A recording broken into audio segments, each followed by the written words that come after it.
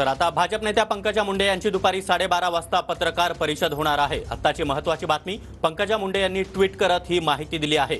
पंकजा मुंडे या काँग्रेसमध्ये आल्या तर त्यांचं स्वागतच, अशी वक्तव्य नाना पटोले त्याचबरोबर विजय वडेट्टीवार यांनी केलेली आहेत। आणि त्याच पार्श्वभूमीवर आता पंकजा मुंडे पत्रकार परिषदेमध्ये काय बोलतात हे देखील पाहणं महत्त्वाचं असणार आहे। त्याचबरोबर पंकजा मुंडे यांनी आज आपले बंधू आणि मंत्री धनंजय मुंडे यांचं देखील अभिनंदन केलेलं आहे, औक्षण करत त्यांना शुभेच्छा देखील दिलेल्या आहेत। आणि या सर्व पार्श्वभूमीवर पंकजा मुंडेंच्या पत्रकार परिषदेकडे आपलं लक्ष असणार आहे। तर पंकजा मुंडे यांनी ट्विट करत दुपारी 12:30 वाजता पत्रकार परिषद घेणार असल्याचं जाहीर केलेलं आहे।